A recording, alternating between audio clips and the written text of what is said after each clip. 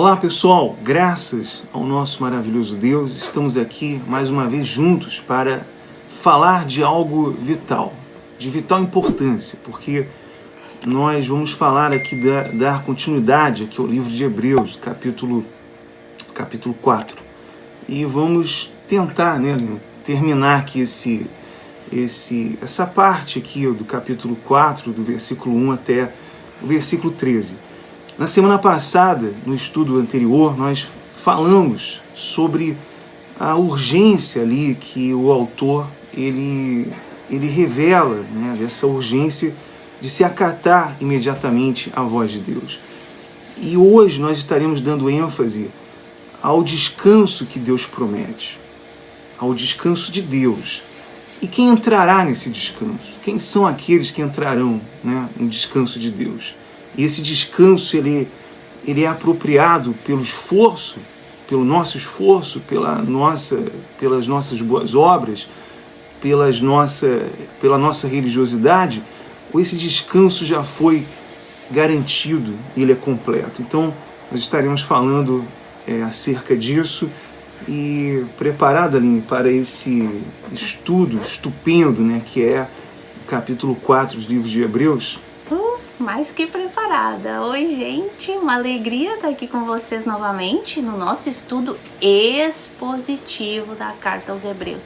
Sempre importante a gente falar da importância do estudo expositivo das Escrituras, porque faz com que a gente medite em toda a verdade de Deus, em toda a mente de Deus, em todo o propósito de Deus. Então, a gente vem aqui se empenhando nesse canal da Igreja Bíblica o Fundamento em transmitir para vocês todo o ensinamento das Escrituras nestes estudos expositivos. E hoje, como o Anderson falou, vamos dar continuidade aí, no capítulo 4 do livro de Hebreus, falando, desse descanso que temos em Cristo, desse descanso que teremos. E a gente vai ver isso com muitos detalhes. Não sei, meu amor, se eu já posso dar uma recapitulada, Ou tu já quer falar mais alguma coisa? Ou já posso uma introduçãozinha? Pode dar fazer um preâmbulo, do que será falado. Então. Na verdade, é sempre lembrar um pouquinho do contexto, do estudo expositivo da carta aos Hebreus. Lembrando que o foco principal do autor de Hebreus, muitas vezes vocês vão ouvir a gente falando Paulo, enfim, porque a gente acredita que seja Paulo, mas o foco principal da carta aos Hebreus é falar da superioridade de Cristo. O quanto nós, como cristãos, estamos seguros em estar debaixo da proteção de Cristo, em olharmos para Cristo, em estarmos confiantes nas promessas de Deus e de Cristo para a gente. Então o autor sempre fala que a gente deve olhar atentamente, firmemente para o autor e consumador da nossa fé. Então, o principal assunto da carta é a superioridade de Cristo, e a gente vem vendo aí, como a gente viu a superioridade de Cristo sobre todas as coisas. E por que o autor tem essa ênfase em falar da superioridade de Cristo? Porque essa igreja de Hebreus estava passando por uma perseguição muito assídua, muito forte na época. Repito, era o judaísmo, era o catolicismo romano da época, o Império Romano, a própria lei judaica, a perseguição da família. Eles estavam sendo ameaçados a perder a vida, a perder a herança, a perder suas casas. Como a gente viu no último vídeo, eles estavam sendo expulsos da cidade, perdendo tudo, inclusive o direito de ser enterrados como judeus. Então a perseguição era muito grande. Servir a Cristo naquelas épocas era literalmente a cruz, era perder a cabeça, ter mortes terríveis. Então esse povo estava pensando no quê? Em desanimar, em desistir, em apostatar, que é o segundo assunto mais importante da carta aos Hebreus. A superioridade de Cristo, a apostasia e a fé. Então, este é o contexto histórico da carta aos Hebreus. Tudo que a gente ensinou até agora e vamos continuar ensinando, sempre vamos remeter ao assunto histórico. A perseguição dessa igreja, o perigo da apostasia, a fé que eles deveriam ter na superioridade de Cristo sobre a lei de Moisés e sobre todas as coisas, não importando a perseguição. Então, em cima disso, e hoje a gente vai falar bastante sobre isso, a gente começa então com a leitura do texto. Eu vou ler, amor, daí a gente, né, vai explicando. Então fala assim, acompanha com a gente, Hebreus capítulo 4. A entrada no descanso de Deus pela fé. Temamos, portanto, veja bem, aqui já começa, muito importante a gente entender essa palavra temamos, portanto. Quando a gente vê uma palavra assim no início, portanto, por isso, por quanto, é porque vem numa sequência, por isso o estudo expositivo, porque ele vai falar de algo que ele já vinha falando, então ele vai dar uma ênfase em cima daquilo que a gente já vinha falando. É o que o Anderson disse no início, nesta urgência que temos em o quê? Dar ouvidos à palavra de Deus. Então ele vem e fala assim, temamos, portanto, que sendo-nos deixada a promessa de entrar no descanso de Deus, suceda parecer que algum de vós tenha falhado, porque também a nós foram anunciadas as boas novas, como se deu com eles, mas a palavra que ouviram não lhes aproveitou,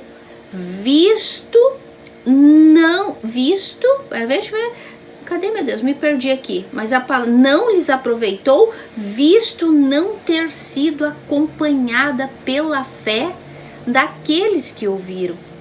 Nós, porém, o que cremos, entramos no descanso conforme Deus tem dito. Assim jurei na minha ira, não entrarão no meu descanso. Embora certamente as obras estivessem concluídas desde a fundação do mundo, porque em certo lugar assim disse, no tocante ao sétimo dia, e descansou Deus no sétimo dia de todas as obras que fizera. Vamos ler até aqui, né, amor? Depois a gente continua. Ele diz aí, né, no versículo 1, temamos, portanto, que sendo-nos deixada a promessa de entrar no descanso de Deus, suceda parecer que algum de vós tenha falhado. Bom, o autor ele fala desse conteúdo da promessa que é entrar no descanso de Deus, né? Ele está falando aqui dessa entrada no descanso de Deus. E quando ele fala aí no final, ele diz, para que não suceda parecer que algum de vós tenha falhado. E quando se fala aqui no falhar, muitos podem pensar o seguinte, quer dizer então que alguém pode falhar no sentido de perder então a entrada, de perder essa oportunidade de não entrar no descanso de Deus? Ou, mais claramente, alguém pode perder, né, a salvação? Porque muitos usam essa palavra para falar isso, que alguém pode perder a salvação. Mas o que é o descanso? Nós temos que entender o que é o descanso para o cristão. O que contém aí nesse descanso? O que nós, os cristãos, os que fomos salvos, aqueles que receberam a nova vida, que foram regenerados? Bom, primeiro que o cristão, ele tem a paz dentro de si. Ele carrega essa paz, né? Segundo, que ele tem a certeza da salvação. Ele tem essa certeza. O cristão mesmo, o verdadeiro cristão, o verdadeiro crente em Cristo, ele carrega essa paz, essa certeza da salvação. E também ele confia ali no poder de Deus. Ele está descansando no poder de Deus, né? E ele tem a garantia de um lar celestial no futuro. Então ele sabe que ele não pertence a esse mundo, ele pertence a um lar celestial. Então ele tem essas 4 coisas que são importantes, são muito importantes, porque ele tem essa garantia, ele tem essa paz, ele tem essa certeza da salvação, ele descansa no poder de Deus, e ele tem a certeza desse futuro, né, em um lar celestial com o seu Pai, com Deus. Então a primeira coisa que nós temos que elucidar aqui é isso. É o que o autor, né, que Paulo está elucidando também aqui. O cristão, ele tem essas 4 coisas aqui com ele. Então, o que quer dizer esse falhar, né? Então, o que significa isso? Se o cristão tem a certeza, se o cristão foi salvo, já na eternidade passada ele já recebeu a vida, e ele tem essa certeza, ele tem a garantia do lar celestial. Então, o que significa isso? O que quer dizer esse ter falhado aqui, né? Isso aqui significa dizer o seguinte, que muitos eles acham que podem perder aqui, mas não significa isso. Para nada quer dizer isso. Porque a pessoa deve entender que ela precisa fazer um exame de si mesmo, do seu interior, da sua condição espiritual. Era isso que o escritor estava falando para aquelas pessoas ali. Vocês precisam fazer um exame dentro de vocês. Porque muitos que estão aí falando e professando essa fé, na verdade não creem nessa palavra. Não estão de imediato acatando essa palavra, que é a voz de Deus, que é o Evangelho, não estão acatando. Então vocês precisam ver e analisar se vocês estão falhando nisso. Não é, Aline? Porque essa é a urgência de acatar de imediato, como Paulo fala, como o autor dos Hebreus fala, que se deve acatar imediatamente essa palavra, né? Veja bem, que se a gente voltar um pouquinho, lembra que ele começa, temamos portanto. Nos 2 versículos anteriores ele fala aqui, ó, contra quem jurou que não entrariam no descanso senão contra os que foram desobedientes? Ele fala assim, vemos, pois, que não puderam entrar no descanso por causa da incredulidade. Então o povo de Israel recebeu uma promessa de que entrariam na terra de Canaã. O descanso terreno. Mas eles desobedeceram a palavra de Deus.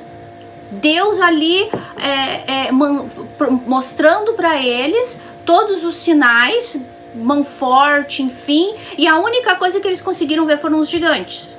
Quando chegaram perto da terra prometida, não, porque tem gigantes, Moisés, porque não, Deus é um tirano, Moisés, nos tirou da terra do Egito para nos matar nesse deserto, de fome, de sede. No Egito nós tinha cebola, Moisés. Agora aqui Deus nos trouxe, esse Deus tirano nos tirou do Egito, da escravidão, para morrer nesse deserto, ou então para entrar numa terra que está cheia de gigante que vai nos matar. Deus já tinha prometido a terra, mas eles estavam com medo dos gigantes. Então esse coração perverso, essa incredulidade impediu com que esse povo entrasse no descanso. Deus se revoltou tanto que jurou por ele mesmo, não vão entrar. Eles deram mais crédito aos gigantes, às dificuldades que estavam ali na terra, do para as que mentiras, para a promessa de Deus. Exatamente, não creram. Veja que o foco, e a gente vai ver muito daqui para frente, é o ouvir a palavra de Deus e crer, porque foram os desobedientes por causa da incredulidade. O incrédulo é aquele que não crê, e a gente vai seguir falando aqui mais sobre isso. Olha só, aí então ele vem e fala, temamos portanto, irmãos. Olha só, eles ouviram a palavra, não só ouviram como viram os milagres, mas eles preferiram olhar para as circunstâncias. Lembra do contexto da carta dos Hebreus, que era uma perseguição? Eles estavam olhando para a circunstância, para a perseguição, para aquilo que eles iam perder, e estavam pensando em retroceder e voltar atrás, abandonar Jesus Cristo, a fé. E como esse é o título aqui de hoje, o descanso de Deus é pela fé. Eles estavam pensando em abandonar a fé em Cristo, olhando para a circunstância. Então ele vem e fala, temamos, portanto, que sendo nos deixada a promessa de entrar no descanso de Deus, suceda parecer que algum de vós tenha falhado. Veja bem, nós também temos uma promessa. O autor de Hebreus está falando aqui. Nós temos uma promessa. O povo de Israel tinha uma promessa. E a gente vai ver aqui que depois que Davi fala a mesma coisa, a promessa do descanso de Deus, e aqui esse povo de Israel, esse povo aqui na época de Paulo também estava recebendo uma promessa do descanso eterno, como o Anderson falou agora, que é o que todos nós como filhos de Deus vamos receber, mas que a incredulidade pode incapacitar isso, porque é pela fé. Então ele fala assim: suceda parecer que algum de vós tenha falhado. Até comentava agora antes de começar a gravar que dá assim a impressão, se eu pudesse apostar numa maneira do autor de Hebreus de Paulo tá falando aquela coisa, cuidado, irmãos, assim, aquele cuidado assim, cuidado. Nós também recebemos a promessa de entrar no descanso. Cuidado que essa incredulidade de vocês, essa olhadinha para a lei de Moisés que vocês estão querendo olhar para não perder herança, para não perder o enterro no cemitério, para não perder a ida na sinagoga, o status. Cuidado, irmãos, para não parecer que alguém tenha falhado, porque a maneira incrédula, a maneira de uma pessoa que está caminhando para a apostasia, dá a entender que vocês estão falhando. Eu apostaria que Paulo falou nesse tom, tá dando a entender que vocês estão apostatando, que vocês estão falhando. Cuidado. Porque daí ele segue falando assim, ó, porque também a nós foram anunciadas as boas novas, como se deu com eles quem? O povo de Israel antes de entrar na terra prometida, que havia sido prometido, foi pregado o evangelho para eles, né, amor? Eles receberam a promessa de entrar no descanso, aquele então Canaã, a terra prometida. Eles ouviram as boas novas, inclusive da salvação por meio do Messias, pelo próprio Moisés, assim como nós também. Paulo está falando aqui, porque a nós também nos foi anunciadas boas novas, como se deu a eles, mas a palavra que eles ouviram não lhes aproveitou de nada, visto não ter sido acompanhada de fé naqueles que a ouviram. Eu não sei se tu quer falar alguma coisa sobre isso, amor, e depois eu termino. Ele fala aí, visto não ter acompanhado pela fé naqueles que ouviram. Outras versões dizem que não estava misturada com a fé, né? E o que é essa fé? Olha, a fé bíblica, né? Não a fé inventada por aí, mas a fé verdadeira, salvífica. Por exemplo, o simples conhecimento ali da mensagem não é suficiente. A pessoa tem um conhecimento. Somente conhecer, né? Somente ter um conhecimento intelectual da Bíblia. Um conhecimento superficial da palavra de Deus. Eu já ouvi um bêbado falar muito melhor do que eu, às vezes, citando ali até versículos, né? Intelectualmente ele tem conhecimento, intelectualmente ele sabe até melhor. Tem coisa que eu até anotei, isso aí nem sabia que estava escrito isso aí na Bíblia, e ele sabia muito melhor. Mas por quê? Porque ele tem um conhecimento intelectual, realmente tem um conhecimento. E quantos não são as pessoas que professam ter fé, professam ser cristão, e elas só têm esse conhecimento ali intelectual? E não adianta, se a fé ali, ela mesma ali não está, se nosso conhecimento da palavra de Deus, ele não está misturado com a fé, com as ordenanças do Evangelho, né? Não adianta para nada, não vai resolver nada, não vai adiantar para nada somente ter um conhecimento intelectual. Ela tem que estar misturada com as ordenanças de Deus ali, com a palavra de Deus, com a fé verdadeira. Porque a salvação é mediante a fé, né? Por meio da fé. Não são pelas obras, não são pelos esforços, não são pelos cumprimentos e rituais, mas mediante a fé em Cristo Jesus é que ela se apropria então do descanso eterno, descanso de Deus, da vida eterna, por meio do arrependimento, que é essa fé. Então, ninguém pode herdar o reino de Deus ou herdar o descanso eterno simplesmente por ter conhecimento, não é mesmo, Aline?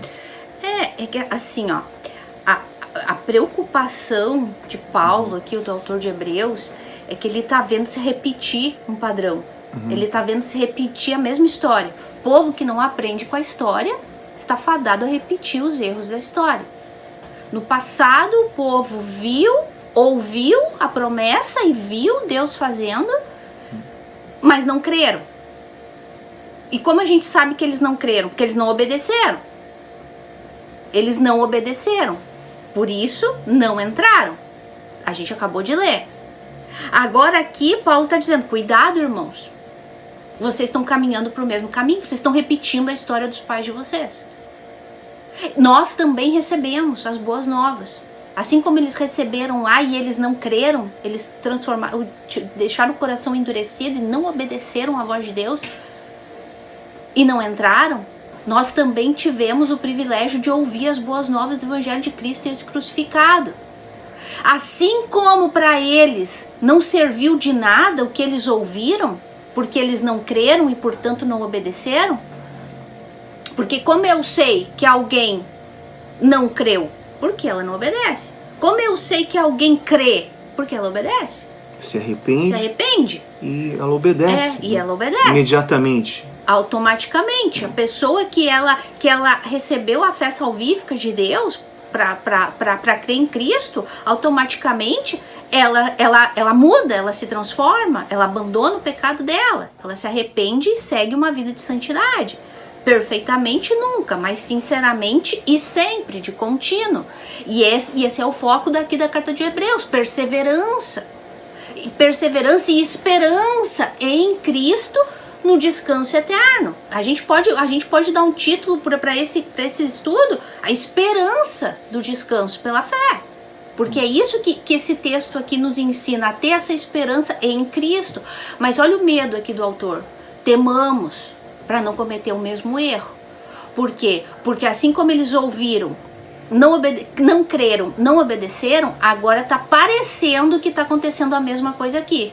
Nós ouvimos as boas novas, a mensagem. Agora, assim como para eles não valeu de nada, porque não foi acompanhado por fé, ou seja, eles viram e ouviram, mas eles não tiveram uma fé para continuar crendo e obedecendo. Cuidado para que não esteja acontecendo o mesmo com vocês, irmãos. De vocês terem ouvido as boas novas, ter participado da igreja de Cristo, das coisas de Cristo, como a gente viu em vídeos anteriores, e agora, se chega agora e vocês se deem conta que ela nunca foi acompanhada de fé, porque vocês também não estão obedecendo. Porque vocês também estão apostatando, querendo voltar atrás, deixando de olhar para o autor e consumador da fé de vocês. E ele vem e fala e diz assim, ó: nós, porém, que cremos, entramos no descanso, conforme Deus tem dito. Veja que ele fala, conforme Deus tem dito. Não é que Deus falou. Não, Deus tem dito. A palavra de Deus é contínua. Ela é a mesma ontem, hoje, amanhã e vai ser para sempre. É a mesma palavra. Ele fala hoje. Né? É hoje, exato. Agora. É hoje. Deus tem dito. Daqui a pouco mais a gente vai ver como diz o Espírito Santo. Não é como disse, não é como falou. É como diz hoje o Espírito Santo. É agora, é no momento, é no presente. É neste momento em que nós estamos lendo, porque daqui a pouco a gente vai ler, porque a palavra de Deus é viva. Ela é viva. Ela está o tempo todo ativa na nossa vida. Então ele fala, Nós, porém, os que cremos, Paulo sempre tem a esperança, né? É por isso que eu digo, a impressão que dá é que fala, irmãos, cuidado para não dar a entender que vocês estão falhando. Porque parece que vocês estão repetindo o mesmo erro. Aí daí ele vem e fala, nós, porém, o que cremos, ele sempre tem esperança, né? De que essa exortação vai animar, né? Ele está insistindo na esperança de ter uma resposta positiva ali dos hebreus, né? Daqueles hebreus. Nós, porém, os que cremos, entramos no descanso, conforme Deus tem dito.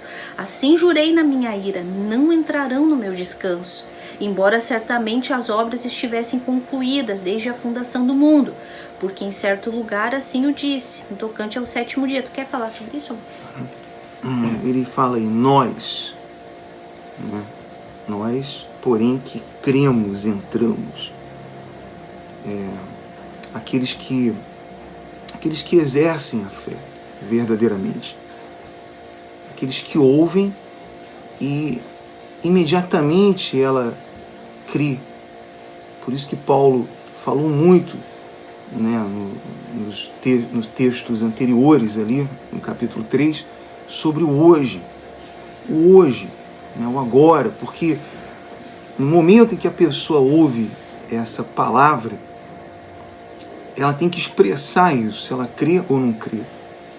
Se ela crê, então ela responde aquela palavra, aquela evangelização, porque, como a Aline falou ali dos israelitas, os israelitas, eles também ouviram, eles não foram ignorantes, eles ouviram a palavra, eles foram evangelizados.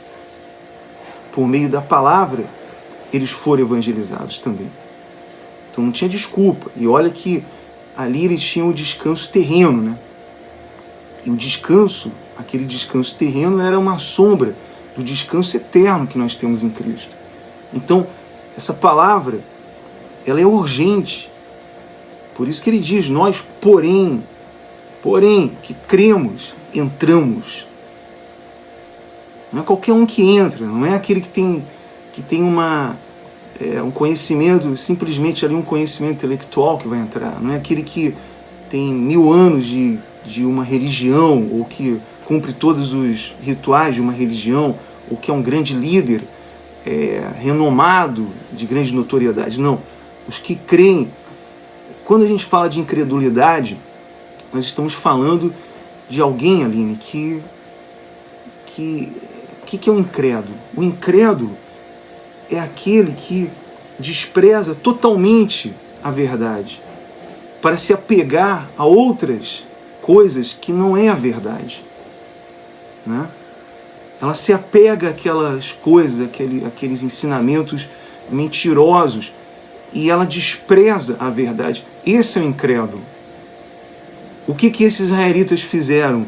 Eles se apegaram a uma mentira lá dos gigantes, do medo, das ameaças, e foram incrédulos porque não creram no que Deus havia garantido para eles. A mesma coisa a respeito ao Evangelho. As pessoas se apegam às obras ensinadas por aí. Você tem que fazer isso para ser salvo, tem que se esforçar, você tem que se esforçar ao máximo para ser salvo. Aonde isso está escrito? Só na cabeça dos religiosos, dos falsos líderes. Mas ela não vai lá na Bíblia e vê o contexto daquilo para saber se é verdade ou não. Ela se apega às mentiras. Então, no final das contas, ela não vai entrar no descanso porque não creu na verdade.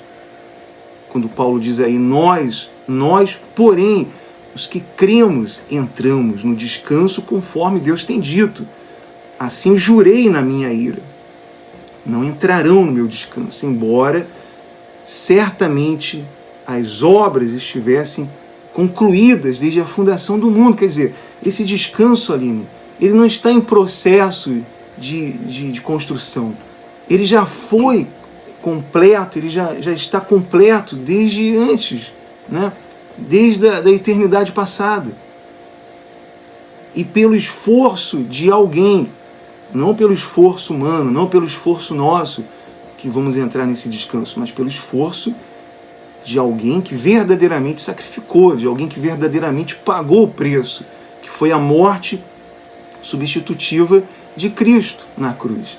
Então esse descanso, ele já se completou, né? Ele já é garantido para os que creem, como Paulo fala aí, nós, porém, que cremos e entramos. Olha só, repito, a preocupação de Paulo, do autor de Hebreus, é a incredulidade do povo, deixar de crer em Cristo.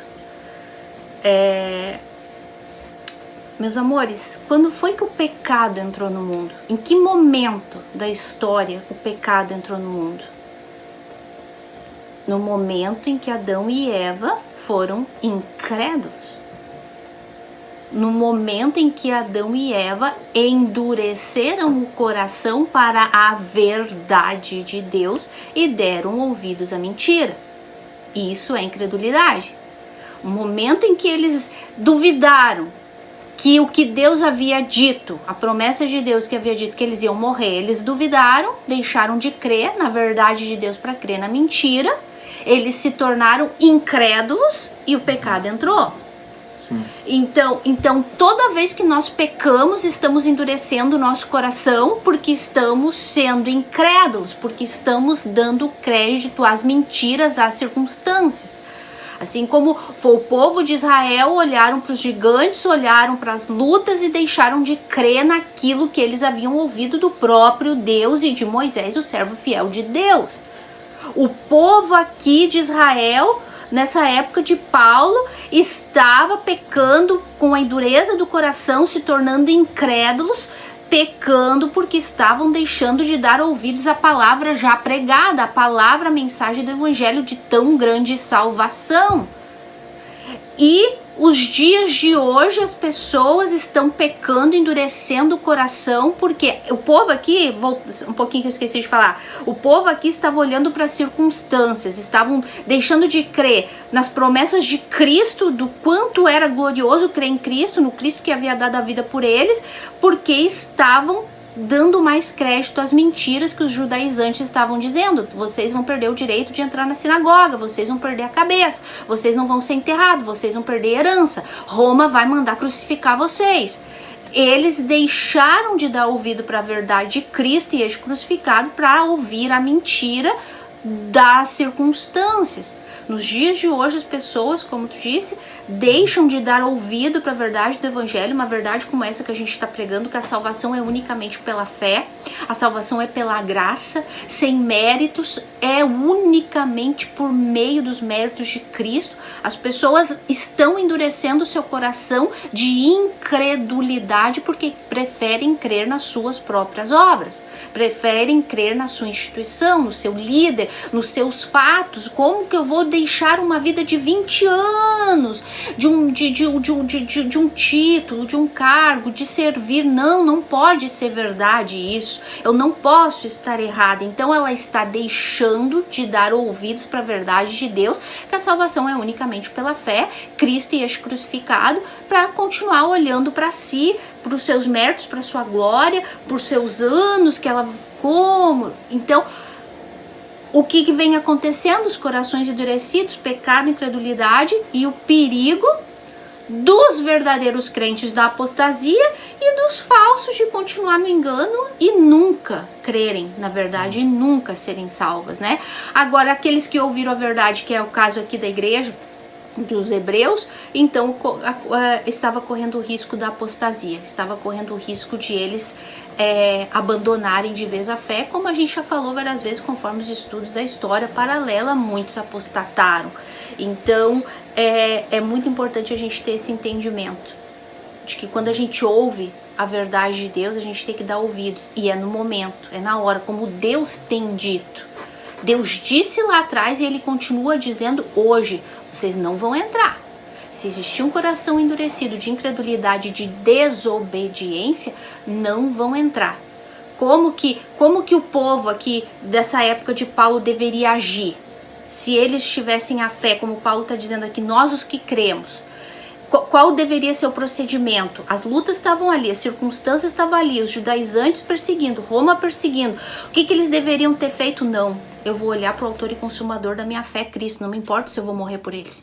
Não me importa perder herança, não me importa perder enterro, não me importa perder sinagoga, não me importa ir para a cruz. Eu vou seguir o meu Cristo e continuar seguindo. Isso mostraria que de fato e de verdade eles creram.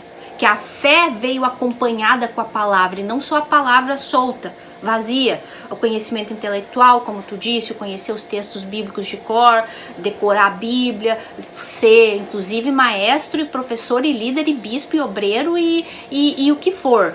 Isso aí não importa nada. O conhecimento intelectual, o conhecimento que tu tem não importa. Se não tiver a fé salvífica, a fé que é um dom de Deus. Então, a prova que eu tenho essa fé é que eu obedeço. Qual seria a atitude nos nossos dias de hoje de uma pessoa verdadeiramente cristã, quando ela ouve que a salvação é unicamente pela fé e não é por obras, ela se olhar, se enxergar e dizer, realmente, eu não tenho condições, nada do que eu faço pode me salvar, então eu tenho que correr para quem pode, o único que é Cristo e este crucificado. Então, essa é a reação do evangelho dos dias de hoje de alguém que realmente cresce. Então, é isso, né, amor? Essa parte aqui. Aqui ele tá falando também, né, do descanso que Deus falou, tá falando aqui do capítulo 4, aqui 5, ele tá falando do descanso de Deus, né? Porque em certo lugar, assim Deus também disse no tocante ao 7º dia, que Deus descansou de todas as suas obras. Deus descansou, olha só, o descanso do Filho de Deus, do crente verdadeiro, é pela fé naquilo que Cristo fez.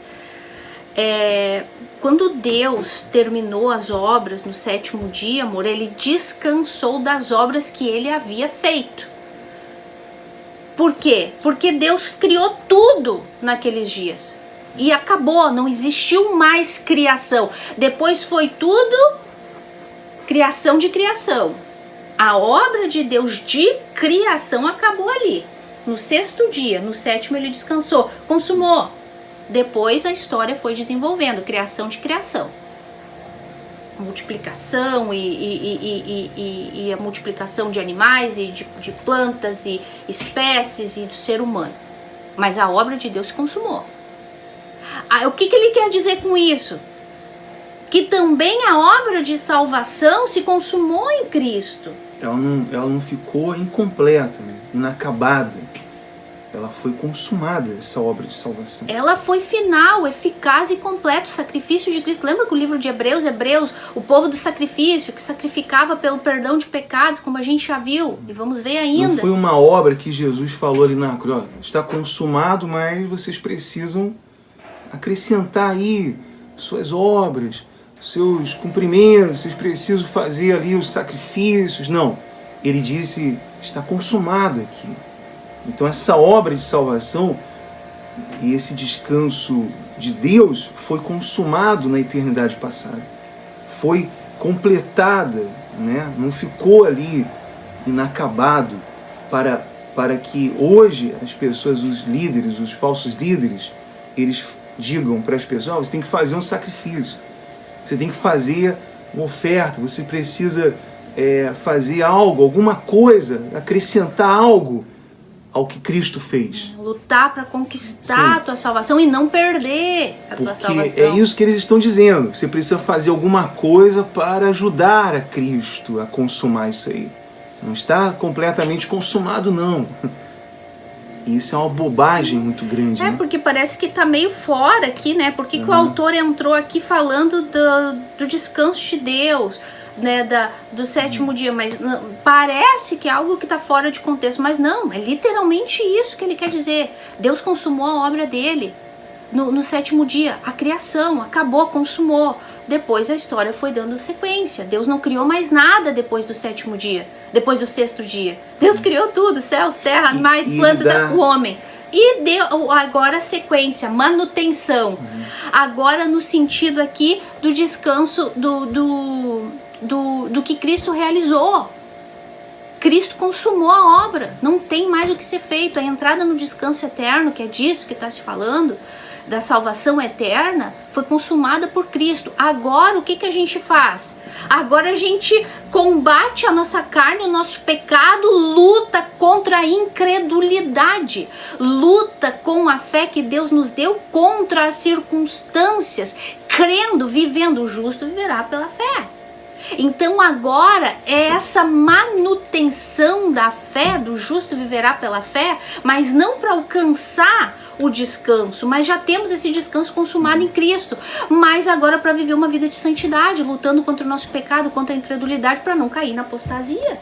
Sim. Que era o que essa gente que estava querendo cair, porque estava olhando para os problemas. Tanto é que, por que o autor fala tanto dos israelitas, fala tanto aí das gerações passadas? Por quê? Porque em cada geração o evangelho foi anunciado.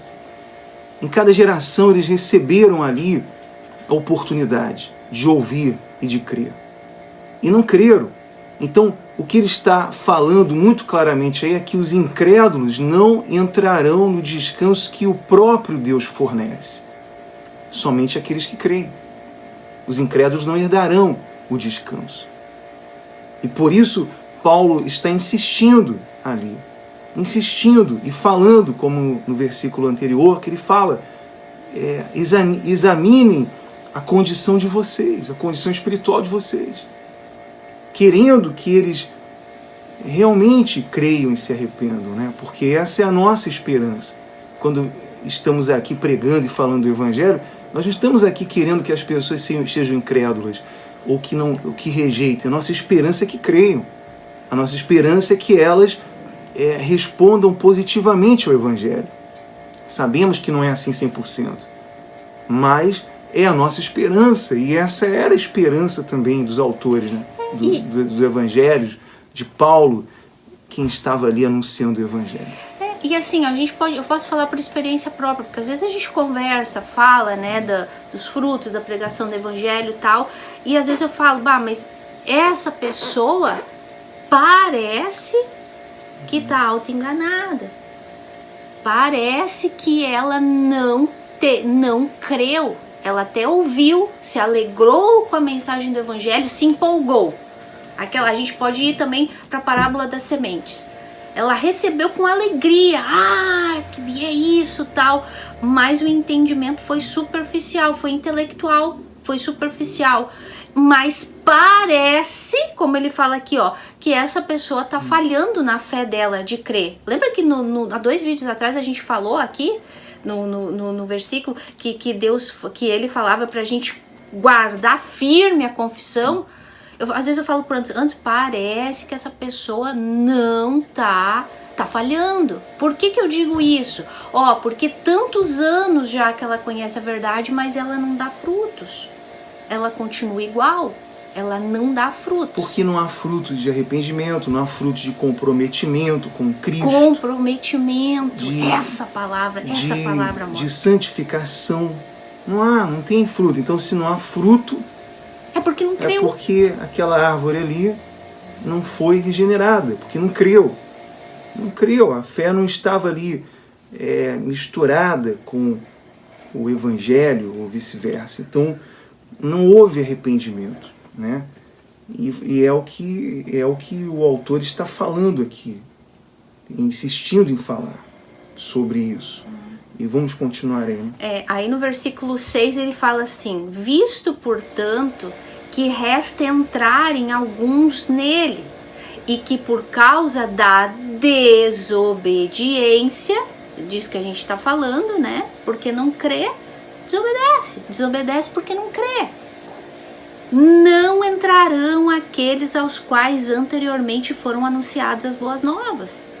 E de novo determina certo dia, hoje, falando por Davi muito tempo depois, segundo fora declarado: hoje, se ouvires a sua voz, não endureçais o vosso coração. Olha aí, né?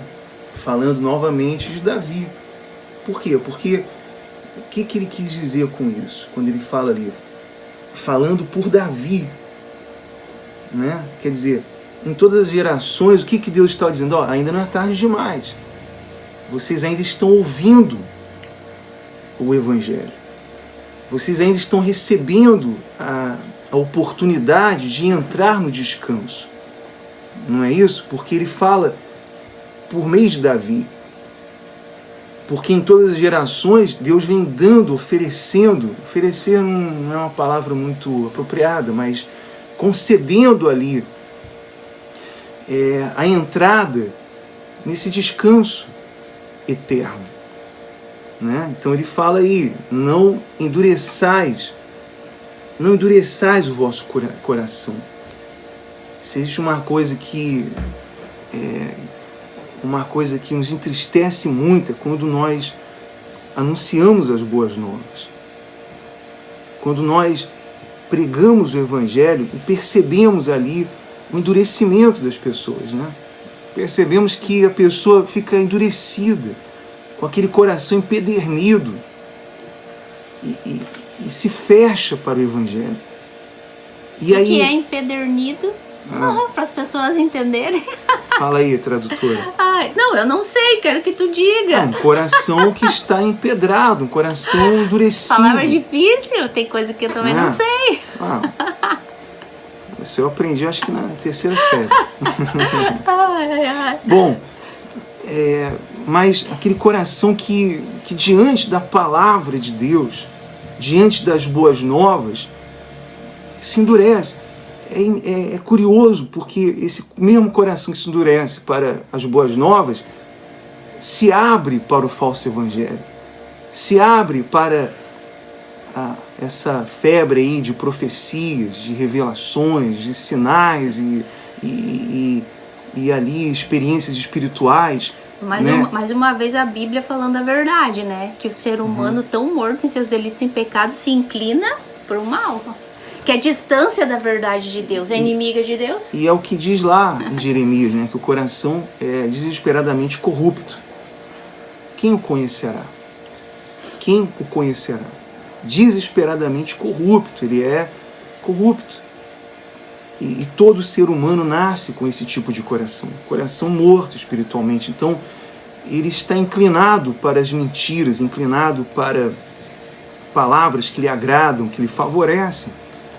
Então, por isso que muitos, diante da pregação do Evangelho, ou de duas uma, ou creem ou rejeitam.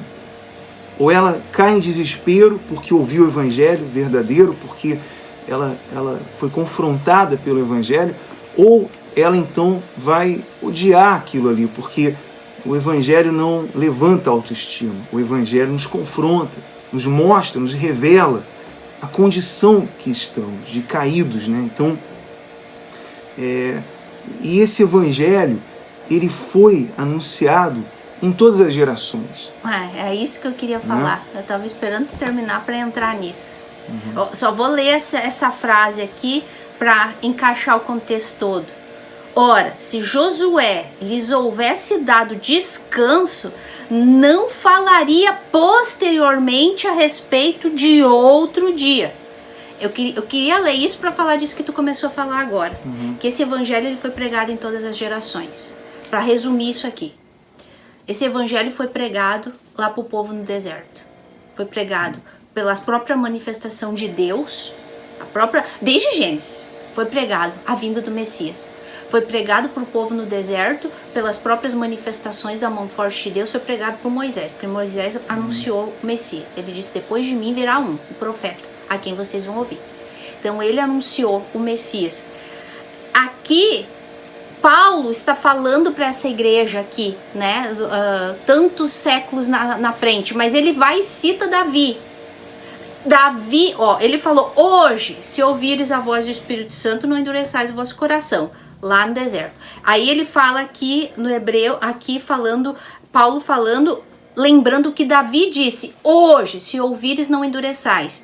E aí ele vem e cita Josué. Mas Josué veio antes ou depois de Davi? Bem antes. Josué veio antes. Quem entrou no descanso em Canaã? Não foi Josué, com Josué e Caleb? Não foi Josué que introduziu a segunda geração? Então Davi está falando de um acontecimento ainda, um acontecimento lá atrás.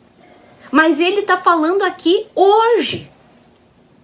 Josué disse hoje, se ouvires, não endureça o coração. Davi, na época de Davi, Davi disse hoje, se ouvires a voz de Deus, não endureça o coração.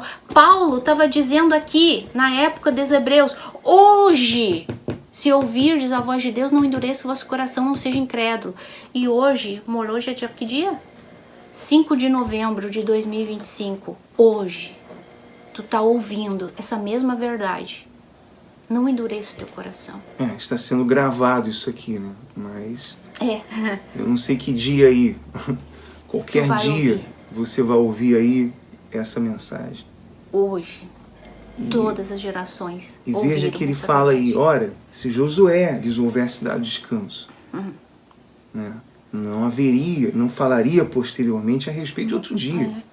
Porque o verdadeiro descanso de Deus, ele não veio por meio de Josué ou por meio de Moisés. O verdadeiro descanso de Deus, ele veio por meio de Jesus Cristo, que é maior do que ambos. Maior do que Josué, maior do que Abraão, maior do que Moisés. Então, por meio de Jesus Cristo, foi concedido o verdadeiro descanso, o descanso eterno, nosso descanso eterno, nosso lar celestial futuramente. Foi garantida por Cristo na cruz, e não por meio dos heróis da fé, não por meio dos grandes pregadores do passado que tiveram seu papel no Antigo Testamento, no Novo Testamento, mas esse verdadeiro descanso de Deus, ele foi concedido por Cristo, pela morte de Cristo na cruz. E não por meio de outra coisa, não por meio de ninguém, não por meio de líderes, por meio de religiões, por meio de cumprimentos. Né? Então, aí ele fala aqui, ó, se Josué tivesse dado descanso, que Josué entrou na Terra Prometida. Se fosse o descanso final, Davi não teria citado ele. Davi não teria falado de novo, se hoje ouvires. E hoje nós também, Paulo não teria falado de novo hoje, se vocês ouvirem. Por quê? Porque ainda a Bíblia se responde. A Bíblia se responde. A Bíblia vai confirmar isso que eu e o Anderson estamos falando até agora. Versículo 9. Portanto, resta um repouso para o povo de Deus. Resta um repouso ainda. Isso que o autor aqui de Hebreus está falando, ainda resta um. A eternidade ao lado de Deus, a pátria celestial ao lado de Deus e de Cristo Jesus. Essa pátria celestial, essa nova Canaã, esse novo céu, essa nova terra, que é a esperança de todo crente em Cristo. De todo aquele que coloca a fé em Cristo. E ele vem e fala assim, porque aquele que entrou no descanso de Deus, também ele mesmo descansou de suas obras como Deus das suas. De quem que ele está falando aqui? De quem que ele está falando aqui? De Jesus Cristo. Assim como Deus descansou das obras, porque de quais obras que Deus descansou? Das obras da criação. Deus criou tudo em 6 dias. Gente, não teve mais nada de criação depois do 6º dia. Nada. Nada. Deus criou tudo e perfeitamente tudo. Aí agora ele fala aqui. Aquele que entrou no descanso de Deus, o próprio Cristo, também descansou. Aonde que Cristo está agora, que a gente já estudou aqui, lá no capítulo 2? Aquele que subiu aos céus está sentado à direita, à destra do Pai, repousando até que Deus coloque seus inimigos debaixo dos seus pés, descansando da sua obra consumada, Cristo. O foco do autor de Hebreus é fazer o povo olhar para Cristo. Deus descansou da obra consumada dele. 6 dias ele descansou das obras criadas. Deus continua trabalhando até o dia de hoje. Jesus diz, meu Pai trabalha, até hoje eu também trabalho. Mas é no cuidado, porque não é que Deus criou tudo e virou as costas. E disse, agora vocês se viram aí. Não, Deus continua sustentando todo o poder, mas não criando. Ele não está criando mais nada. Tudo já foi feito e criado. Agora é a manutenção no nosso linguajar corriqueiro. A mesma coisa Cristo. Cristo entrou e se assentou do lado de Deus, descansando da obra que ele fez. Ele consumou o Pai, está consumado, terminado, não tem mais o que fazer. Não existe mais nada que ninguém, que nenhum ser humano, por mais o melhorzinho do mais santo que seja. Como hoje à tarde eu gravava para o canal Fundamento, falando de Daniel. Daniel foi o melhorzinho de todos. Mas Daniel também precisava de Jesus Cristo para salvação. Então o melhorzinho de nós que seja, não vai poder fazer nada para ganhar pontos com Deus, para ser salvo. Não. E aí entra a importância também de entender o contraste desse descanso que foi obtido por Josué. Deus deu o descanso terreno ali, por meio de Josué, levando o povo à terra prometida, né? Então, esse descanso era caracterizado ali pelo esforço humano, porque eles tinham que lutar, tinham que depois plantar, tinham que fazer a sua parte ali, né, por causa das consequências do pecado. Eles tinham que trabalhar, tinham que se esforçar. Mas para entrar no descanso eterno, descanso de Deus, não. Esse descanso celestial, descanso eterno de Deus, o verdadeiro descanso de Deus, ele é caracterizado pela ausência de trabalhar, de ter que trabalhar para obter esse descanso. Não. Quem se esforçou, quem sacrificou, quem derramou o seu sangue lá na cruz, no lugar do pior pecador, foi o Senhor Jesus Cristo. Ele, ali na cruz, sacrificou para nos dar a vida. Então, no momento que a pessoa é salva, que ela crê, que ela se arrepende, no momento da salvação, ela já tem garantido o descanso. Naquele exato momento. É assim, no momento que aquele coração se arrepende, aquele coração é purificado dos seus pecados, ali na cruz Jesus morreu por morte substitutiva, então naquele exato momento ela recebe o descanso. Ela descansa. Por isso que eu falei no início que esse descanso seria a pessoa que tem ou não tem. Então, se ela é cristã, se ela recebeu a vida, ela então descansa, ela tem a paz, ela tem a certeza da salvação. Não importa as lutas, né, as perseguições. E é muito claro, a nossa esperança não é num descanso terreno. A nossa esperança é num descanso celestial. Mas por que o falso evangelho tem tanto sucesso? Porque eles oferecem um descanso aqui. Oferecem riquezas, o evangelho da prosperidade, oferecem milagres, cura, oferecem libertação, objetos, tudo restaurado. amuletos, né? Venha receber o amuleto da mudança de vida, venha receber a água benta, venha receber o pedaço da cruz não sei de onde. Então as pessoas, elas caem redondo, né, nessas fantasias. Como a gente sempre fala, né? Para que a verdade, para que a transparência, se existe a magia, o encanto, que foi o que a serpente ofereceu para Eva lá no jardim. E nada novo debaixo do sol, né? Porque as pessoas repetem o mesmo erro, elas acreditam na criatura, mas não creem no Criador, na verdade. Elas preferem ali se iludir, né? Dar crédito àquilo ali, mas é o que se repete também. Essa incredulidade, ela sempre vai acontecer. Mesmo tendo todas as provas, como o povo de Israel teve, todas as provas do castigo, da incredulidade deles, da desobediência, de se juntarem a outros ali rebeldes, elas tiveram, mas continuaram na sua incredulidade, né?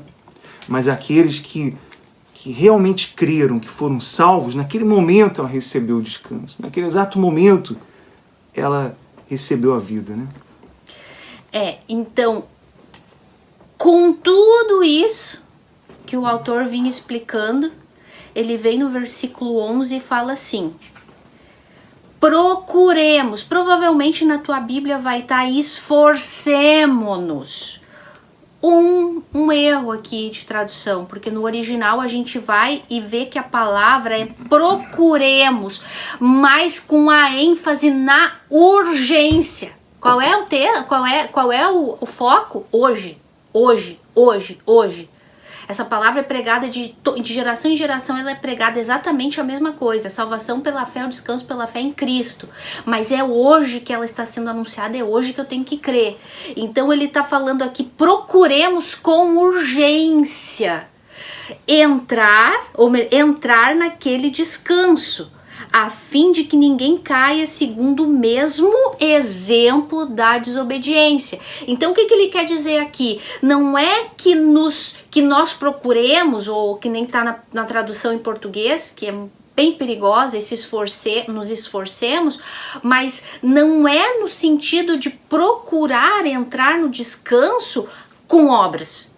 Não, mas no comprometimento, no compromisso de continuar confessando Cristo como Salvador, de continuar confiando na obra de Cristo, para não cair aqui no mesmo exemplo de desobediência lá de trás. Porque a Bíblia, ela Deus não falou aqui, Deus não escreveu a Bíblia, né, para contar história apenas, não, mas mostrando exemplo de como ele falou, de como esses homens foram rebeldes, né? De como ele executou ali o juízo sobre esses homens.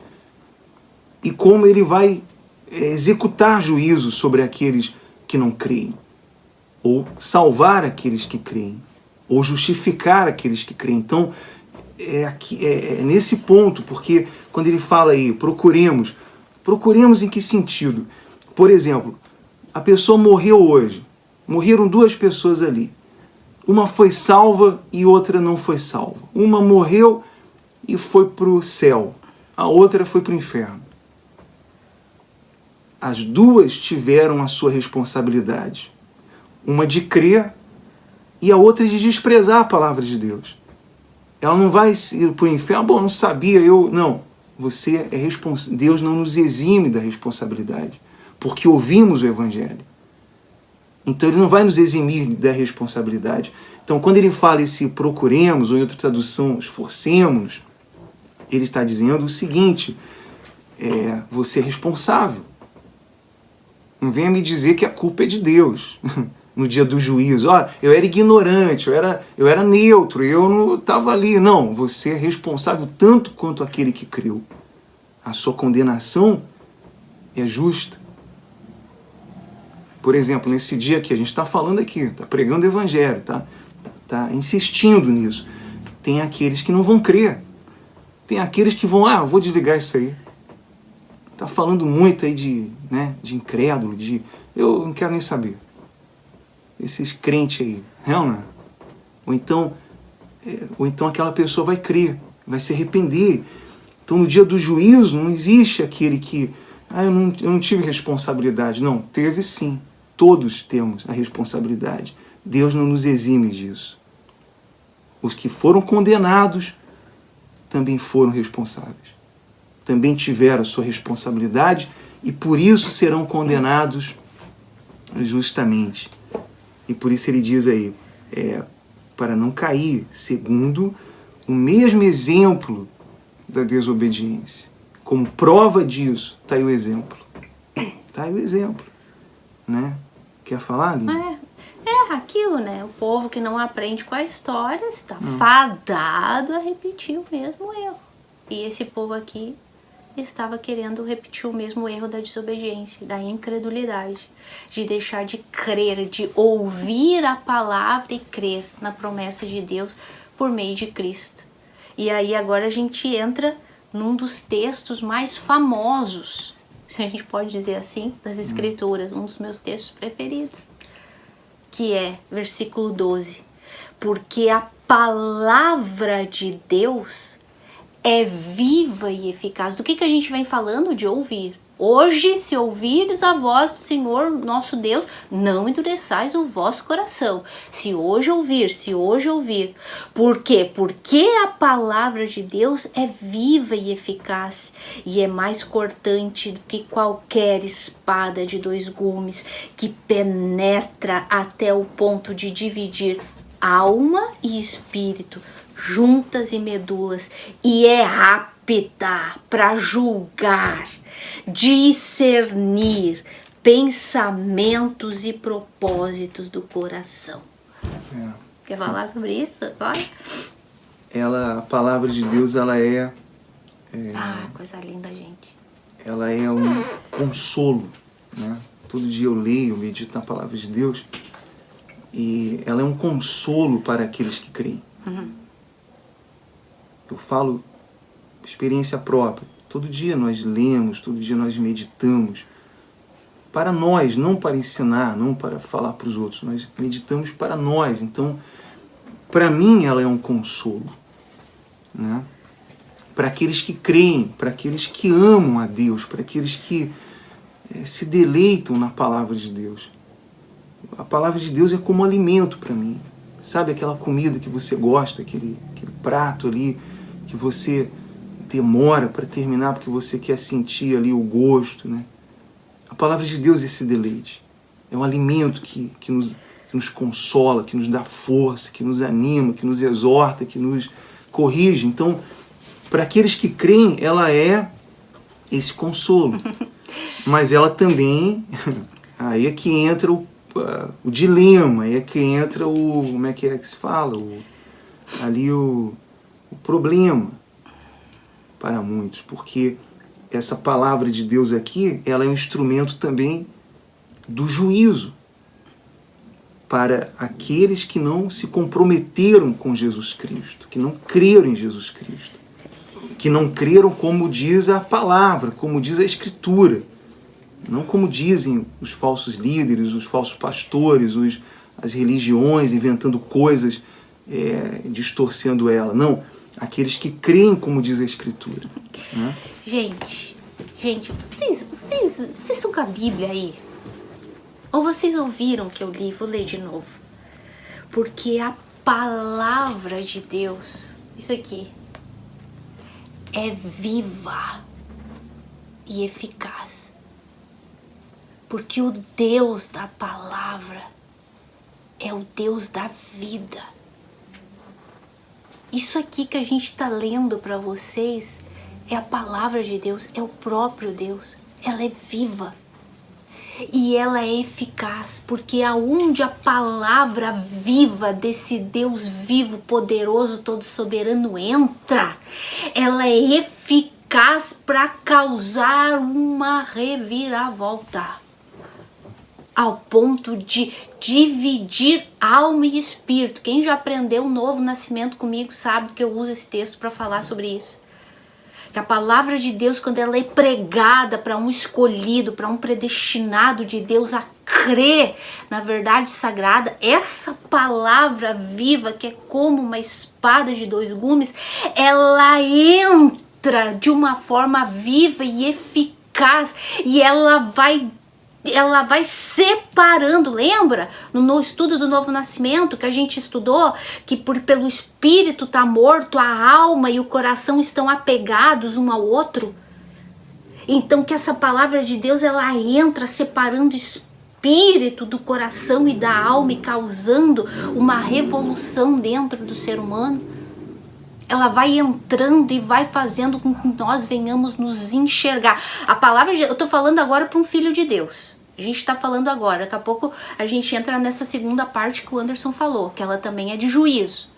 Tô falando agora que a palavra de Deus é viva e eficaz tanto para um lado como para o outro. Tanto para o salvo como para aquele que se perde. Ela entra dando vida para quem está morto. E na vida de um filho de Deus, essa palavra que é como uma espada de dois gumes, ela entra em primeiro lugar ferindo. Ferindo. Por quê? Porque ela faz a gente se enxergar. Ela revela as intenções. As intenções do coração, revela a nossa morte espiritual, ela revela o nosso pecado, ela revela a nossa natureza pecaminosa, ela faz a gente gemer e se desesperar aos pés de Cristo. Ela entra cortando e destruindo. Lembra que eu sempre falo? O dia do novo nascimento, o falso evangelho diz que o dia do novo nascimento é o dia mais lindo. Mentira! Essa é a segunda parte. O dia do novo nascimento é o dia mais terrível. Pior dia. É o pior dia da nossa vida. porque é o dia que a gente enxerga o monstro que a gente é. Aqui, ó, essa espada do Espírito vive e eficaz que entra ferindo, fazendo tu enxergar que tu tá morto. Mas quando ela sai, ela vem curando. Porque é isso que o Evangelho de Cristo faz. Não só cura, dá vida. Nos levanta, nos ergue, nos dá descanso. O descanso.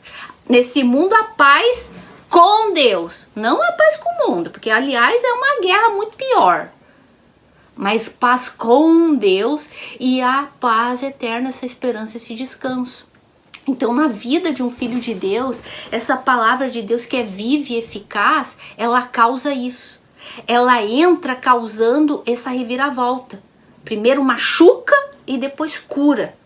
Ela entra dissipando as trevas, a escuridão, a morte e dando vida. É cheiro, a palavra de Deus é perfume para a vida, é cheiro de vida. Agora, o que tu disse? Para quem não crê, ela é juízo, ela é condenação, ela é cheiro de morte. Não sei se tu quer falar mais sobre isso, amor. Basicamente é isso. Simples. O fato simples é esse. Ela, para alguns, ela é cheiro de morte para morte, como Paulo fala. E para outros, ela é aroma de vida para vida. Então, é o que tu disse, desculpa. Quando a gente medita nas escrituras, ai, gente. Às vezes o Anderson tá aqui, eu tô lá na sala estudando, ele me escuta, dando risada.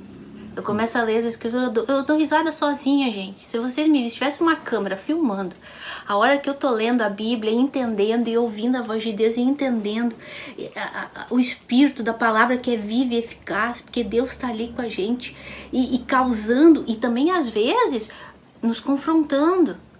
Também às vezes eu fico, verdade, Senhor, eu peco nisso aqui. Meu Deus, é verdade. Por quê? Porque é isso que a palavra de Deus, ela é apta para discernir. Ela penetra a ponto de dividir a alma juntos, medula, separar o errado do certo, o certo do errado, o mal do bom, o que tá tudo errado dentro da gente, ela vai separando, ela vai mostrando, é um espelho, a palavra é um espelho. Então, mas é um gozo. Por quê? Porque a gente não se alegra só quando a gente vê uma coisa, ai que legal isso, não. Quando a gente também vê o nosso pecado, a gente também fala que legal. Porque Deus tá, embora a gente sofra, chora, mas ao mesmo tempo a gente vê a misericórdia e a graça de Deus nos alcançando no nosso pecado, no nosso erro, no nosso auto-engano. Porque às vezes a gente se engana, às vezes o pecado engana a gente também. Estamos nesse mundo, o pecado está dentro da gente, ele engana a gente. Então quando a gente vem com essa palavra viva, ela nos mostra, ela discerne os propósitos, as nossas intenções, o nosso humor, nosso gênio, nosso caráter. Então a gente ri e chora. Eu repito, se tivesse uma câmera vendo ali como eu medito nas escrituras, um dia eu ia estar rindo, outro dia eu estou assim... Mas a paz é interior, é dentro, não importa. Se for uma coisa muito legal ou uma coisa muito triste, porque revela o meu pecado. Traz paz dos dois jeitos. Por quê? Porque é perfume de vida para quem se deleita nessa palavra que é viva. Agora, para quem é cheiro de morte, para quem é a espada do juízo, do julgamento, aí é trágico e triste de todas as maneiras, porque ela despreza, ela endurece o coração, ela prefere continuar dando ouvidos para mentira, ela não é bem assim, ou então ela tenta interpretar do jeito dela, do jeito que convém ela. Tudo isso é ela dando corda para ela mesmo se enforcar, né? Então é juízo condenatório para os incrédulos, para quem não crê. E diz aí, versículo 13, e não há criatura que não seja manifesta na sua presença. Pelo contrário, todas as coisas estão descobertas e patentes aos olhos daquele a quem temos de prestar contas. Então, se tem uma coisa que Deus vai expor no dia do juízo, né? No dia do juízo, será exposto ali as intenções do coração, as crenças superficiais, as crenças erradas, tudo ali. Não adianta. as pessoas podem convencer umas às outras, né, de qualquer coisa, de qualquer crença, de qualquer mentira, podem convencer, mas no dia do juízo isso não ficará oculto. Tudo será exposto, como ele diz, e não há criatura que não seja manifesta. Que forte isso, né? E não há criatura, não existe criatura que não seja. Significa dizer que não há ninguém. Não há ninguém. Pode ser ali um líder religioso, pode ser ali um grande líder que no mundo é aclamado. Que no mundo, eu já segui líder falso que eu queria ser igual, que eu aclamava, que eu adorava, que eu defendia a honra daquele líder ali. E hoje eu sei que não, hoje eu sei que aquilo ali é um falso líder, né? Porque distorce a palavra de Deus. Mas normalmente é assim. Então as pessoas elas olham, poxa, que líder, que grande líder, que grande exemplo de homem, que grande, né? Quantos para mim mesmo disseram quando eu estava numa antiga instituição falsa, falava, poxa, olha, o senhor é um exemplo a ser seguido. Quando eu comecei a falar a verdade mesmo, aí já não sou mais um exemplo a ser seguido, né? Falando a verdade. Quando falava mentira, eu era exemplo a ser seguido. Era honrado, era admirado, era aclamado. Mas quando você fala a verdade, é o que diz aqui. Você vai perder a amizade. E por quê, amor?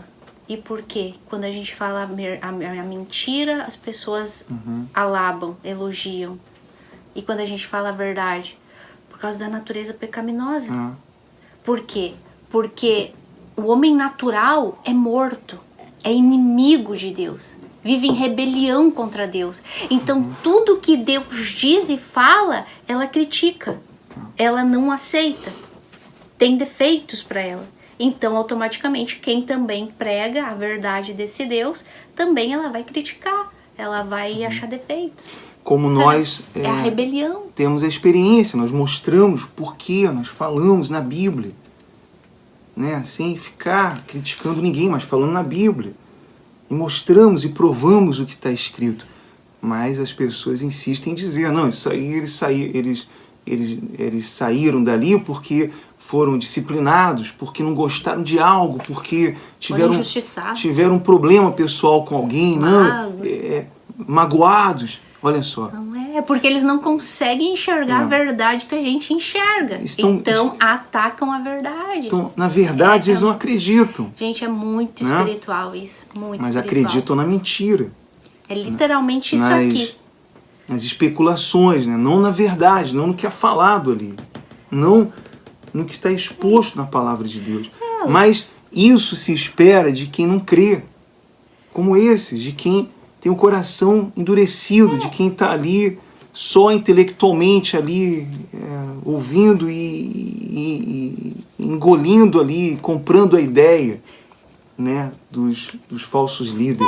O certo é o que está aqui, né? Que a palavra de Deus é viva e eficaz. A palavra de Deus não volta vazia. Ela é semeada. Ou ela vai colher frutos de vida ou frutos para a morte. Não existe meio termo. Não existe. A palavra de Deus é viva e eficaz. Ou e ela causa uma reação. A vida ou a espadada do juízo. Né? Exatamente. Ela não volta vazia. Ou ela volta com salvação, ou ela volta com condenação. E como tu falou agora há pouco, os condenados vão ser responsáveis por ouvirem a verdade e não crer. E aí que entra essa palavra aqui. Ó. Ele fala assim... Meu Deus. Ele diz, todas as coisas estão descobertas e patentes aos olhos daquele a quem temos de prestar contas. Né? A quem temos que prestar contas? Ao patrão, à esposa, ao marido, a quem? A quem? Senão a Cristo, que julga todas as coisas, que sabe todas as coisas. Aquele que tem direito a toda criatura. Veja que ele usou a palavra. Não há criatura criatura, porque nem todos são filhos de Deus.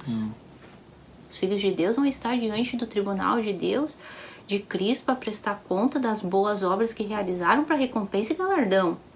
Mas agora a criatura é todos os outros que não são filhos de Deus que vão estar diante do tribunal de Cristo para prestar contas. Deus tem o direito sobre toda a criatura. Mas tem muita gente que acha que não, né? Tem muita gente que não aceita a soberania de Deus. Há crentes, inclusive, que não aceitam a soberania de Deus, que acham que tem o livre-arbítrio de decidir a vida dela. O dia que ela estiver diante do tribunal de Deus aqui para prestar conta, vamos ver onde é que vai ficar o livre-arbítrio dela. Se tivesse livre-arbítrio, então vamos ver onde vai ficar o livre-arbítrio dela. Se tivesse livre-arbítrio mesmo, por que não usa esse livre-arbítrio aí para deixar a safadeza? Para sempre. Para deixar o pecado para sempre. Né? Por que só usa o livre-arbítrio só para pecar? Só fazer o que é errado? Então não tem livre-arbítrio nenhum. Livre-arbítrio tinham os nossos pais lá do Jardim do Éden, Adão e Eva, quando eles não eram caídos. A partir da queda, eles perderam o livre-arbítrio. E a sua inclinação é de acordo com a sua natureza. E somente quando alguém nasce de Deus, então ela passa a ter o domínio, ela passa a poder lutar contra o pecado. Né? Então, não existe livre-arbítrio. Mas isso aí é um assunto para outra playlist. Né? Bom, aqui o curioso é que ele fala essa palavra aí, patentes aos olhos. Eu estava aqui procurando o significado dessa palavra, dentro desse contexto, dentro do que o autor está falando aqui. E o que significa aqui, esse termo, né, específico aqui, que é usado aqui no Novo Testamento? Bom, essa palavra, o significado dela, no original, quer dizer expor ali o pescoço. Né? Ter o pescoço exposto. Que era o que era feito ali na preparação dos sacrifícios. Ali no Antigo Testamento, em Levíticos. Ali quando aqueles animais eram decapitados. Essa era a palavra daquele momento. Então, talvez aqui o que o autor está dizendo é isso. Que essa espada também, ela será usada para isso. Para fazer o juízo ali. Né? Amor, alguém tem que pagar pelo pecado. Sem derramamento de sangue, não tem remissão de pecado. Se Cristo não pagou pelo pecado dela, se ela não creu em Cristo aqui, se unicamente ela rejeitou, se ela rejeitou o sacrifício de Cristo, quem vai ter que dar o pescoço? Só que daí não tem mais jeito. Não tem mais jeito. Ela vai ter que pagar pelo pecado dela.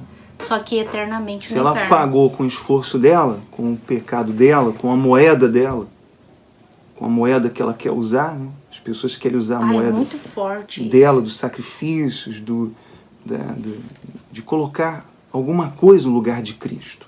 Então, tá bom, ela quer pagar com a moeda dela, então ela também vai pagar com essa espada.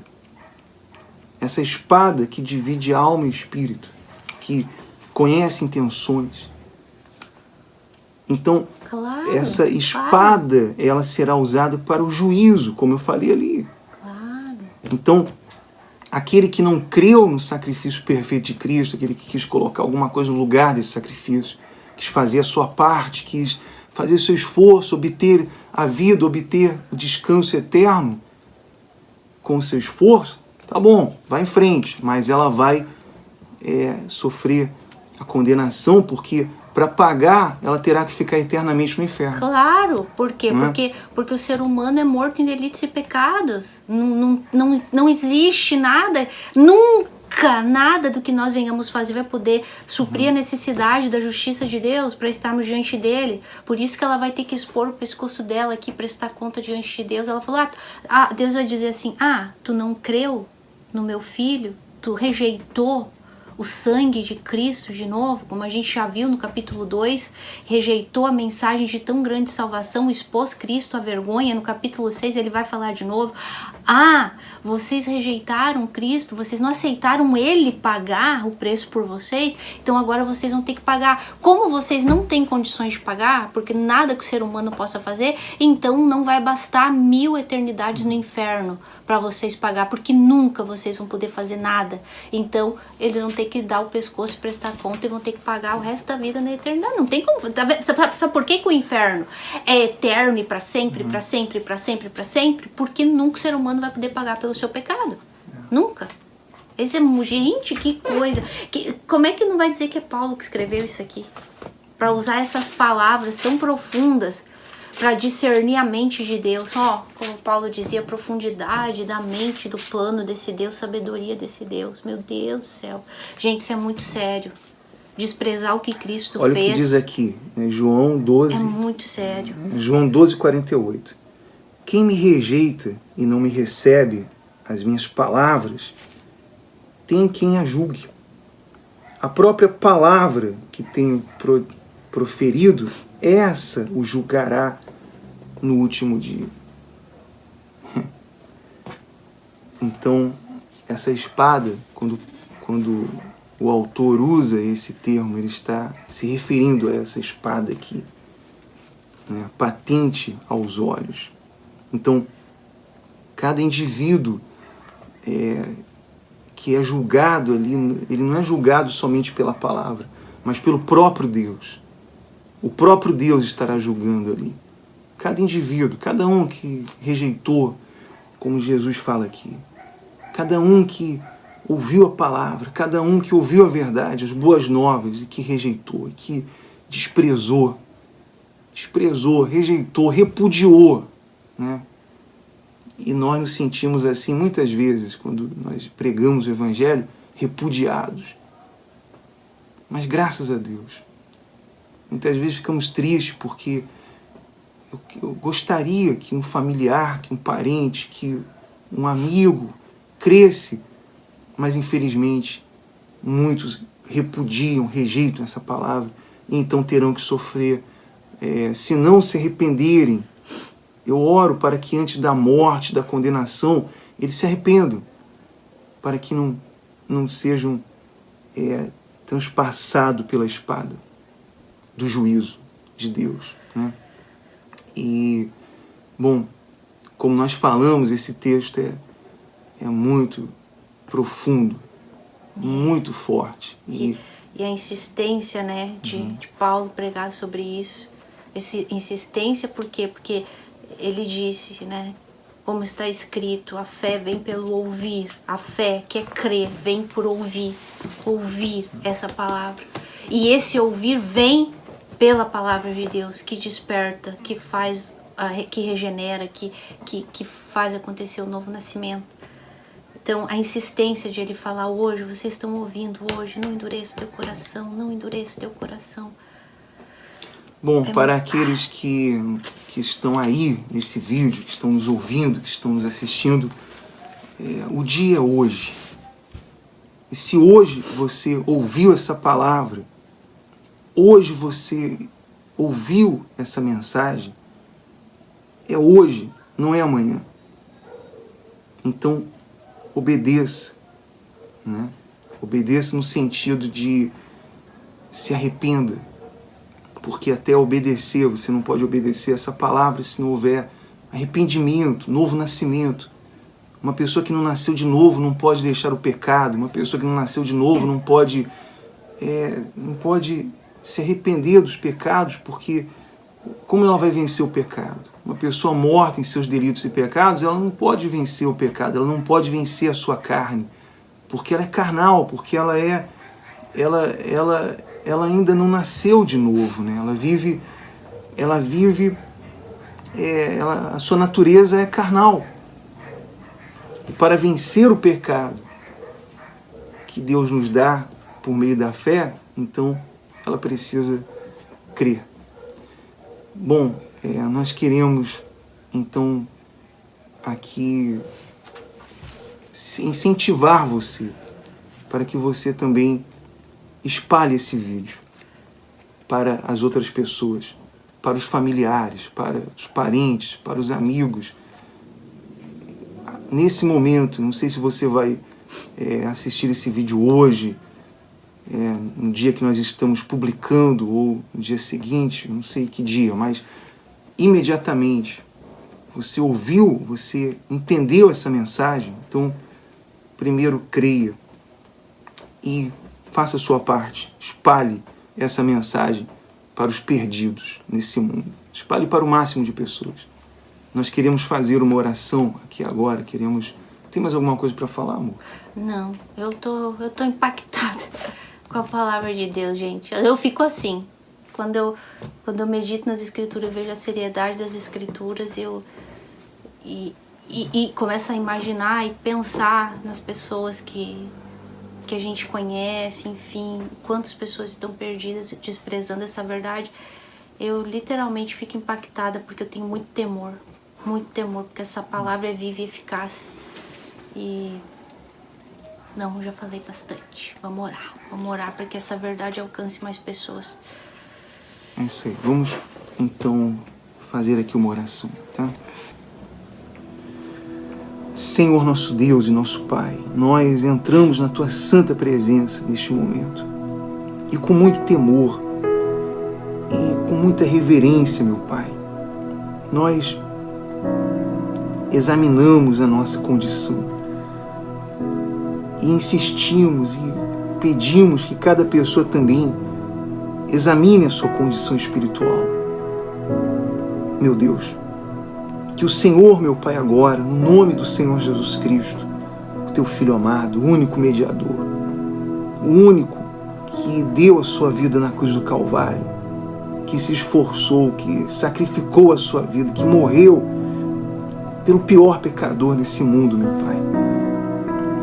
Eu peço, meu Deus, que o Senhor agora, meu Pai, penetre nesse coração endurecido, nesse coração, meu Deus, bloqueado pelos falsos ensinos, pelas falsas religiões, aqueles que estão, meu Pai, à deriva, aqueles que estão inclinados para esse mundo, meu Deus. Que o Senhor, meu Deus, agora conceda a eles o dom do arrependimento, o dom da fé, meu Deus, para que creiam, meu Pai.